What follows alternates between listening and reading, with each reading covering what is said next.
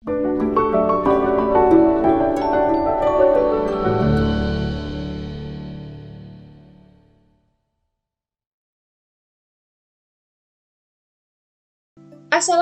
warahmatullahi wabarakatuh. Salam pelajar Indonesia.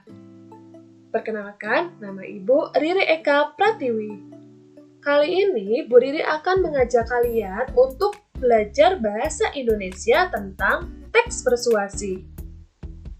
Sebelum kita mulai, kita berdoa dulu yuk untuk menambah keberkahan ilmu yang kalian dapatkan hari ini.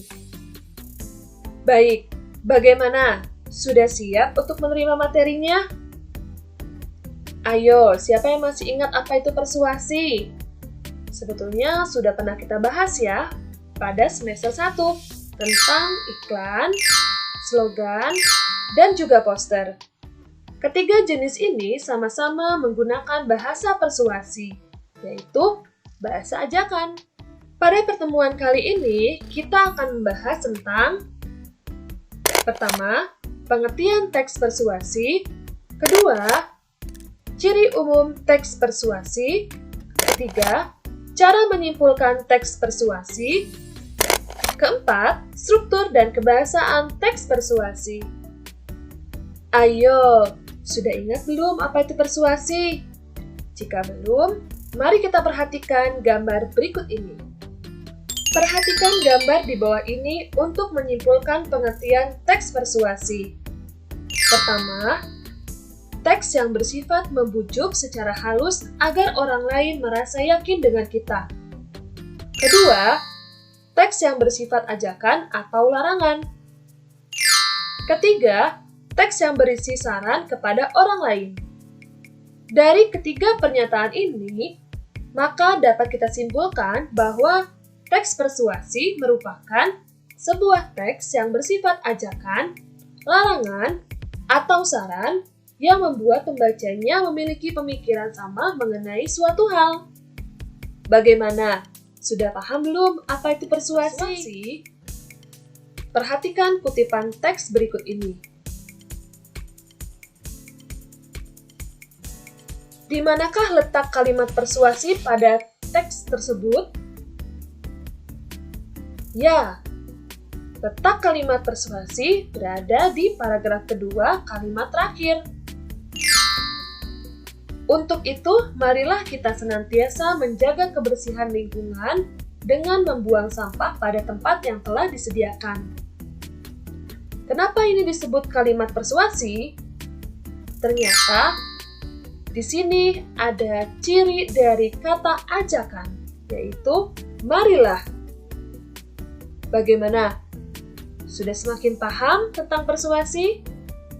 Baik, selanjutnya kita akan pahami ciri umum dari teks persuasi.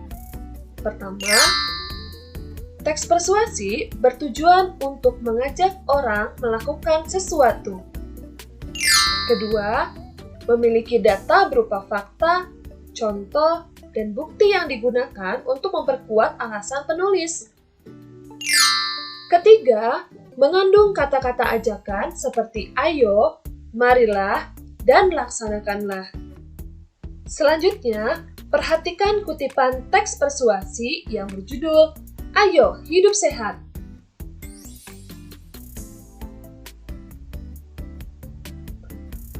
Dari kutipan teks tersebut, fakta-fakta apa sajakah yang dapat kalian temukan? Perhatikan garis yang berwarna merah. Garis tersebut merupakan fakta-fakta yang terdapat dalam kutipan teks Ayo Hidup Sehat. Jika kita simpulkan dalam satu paragraf dari teks Ayo Hidup Sehat sebagai berikut. Kondisi fisik bergantung pada aktivitas manusia. Tubuh akan mudah terjangkit penyakit jika kita tidak menjaganya. Banyaknya penyakit baru yang bermunculan disebabkan oleh penurunan sistem imun dalam tubuh. Selain itu, makanan yang dikonsumsi juga tidak mengandung vitamin dan mineral yang cukup. Mengkonsumsi makanan bergizi dan berolahraga merupakan cara terbaik agar tubuh kita tetap sehat. Baik, tadi kita sama-sama sudah membahas mengenai pengertian teks persuasi, ciri umum teks persuasi, dan cara menyimpulkan teks persuasi.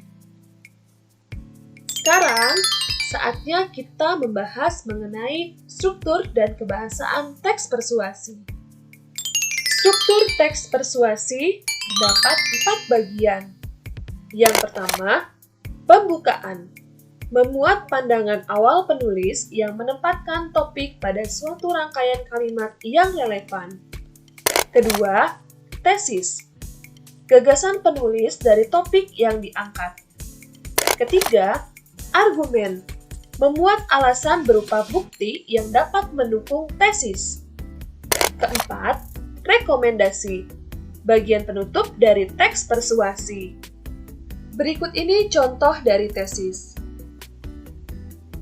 Kutipan dari teks persuasi yang berjudul Kedisiplinan di Sekolah pada paragraf pertama dinamakan dengan tesis. Karena pada paragraf ini, gagasan penulis berhubungan dengan topik yang sedang diangkat, yaitu mengenai kedisiplinan di sekolah. Contoh yang kedua yaitu argumen. Paragraf kedua dan ketiga ini dinamakan dengan paragraf argumen. Salah satu contoh argumen yang disampaikan oleh penulis adalah kedisiplinan tidak bisa lepas dari persoalan perilaku negatif siswa. Pelanggaran terhadap berbagai aturan dan tata tertib sekolah masih sering ditemukan mulai dari pembolos, berkelahi, menyontek, mencuri, dan bentuk-bentuk penyimpangan perilaku lainnya. Contoh struktur yang terakhir adalah rekomendasi.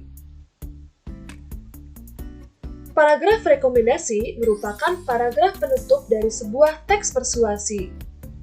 Biasanya paragraf ini berisikan ajakan, larangan, atau saran untuk pembaca. Contoh dari kalimat ajakan rekomendasi pada paragraf terakhir ini adalah, marilah kita memulai dari diri kita sendiri untuk bersikap disiplin agar tercipta sekolah yang tertib dan nyaman untuk belajar. Bagaimana? Sudah semakin paham kan mengenai struktur persuasi? Pembahasan terakhir adalah mengenai kebahasaan teks persuasi. Apa saja sih kebahasaannya? Terdapat 5 kebahasaan dalam persuasi. Yang pertama mengenai kata kerja yang menyatakan penjelasan. Contohnya merupakan, ialah, dan adalah. Kedua, konjungsi yang menyatakan tujuan dan penjelasan. Contohnya agar, supaya, dan untuk. Sementara itu, konjungsi penjelas contohnya yaitu bahwa. Ketiga, konjungsi sebab akibat atau kausal. Contoh dari konjungsi sebab, karena, oleh karena, dan sebab. Contoh konjungsi akibat, hingga, maka, sehingga, dan sampai. Kebahasan yang keempat adalah kata tugas yang menyatakan ajakan atau larangan. Contohnya, ayo, hendaklah, dan mari. Terakhir, penggunaan partikel lah dan kah. Contohnya, partikel ini sebagai penegas saran, ajakan, atau larangan. Baik, itu tadi pembahasan mengenai struktur dan juga kebahasaan teks persuasi. Selanjutnya, tugas kalian adalah membuat teks persuasi dengan tema pentingnya menjaga kelestarian lingkungan berdasarkan struktur dan kebahasaan yang sudah kalian pelajari. Baik anak-anak, kita simpulkan pertemuan hari ini ya. dan berbuat baiklah, karena sesungguhnya Allah menyukai orang-orang yang berbuat baik. Quran Surat Al-Baqarah ayat 195. Semoga penjelasan dari Bu Riri mengenai teks persuasi dapat kalian pahami dengan baik ya. Mari kita ucapkan hamdalah, istighfar sebanyak-banyaknya, dan diakhiri doa kafaratul majelis. Sampai bertemu di materi selanjutnya. Assalamualaikum warahmatullahi wabarakatuh anak-anak. Salam pelajar Indonesia.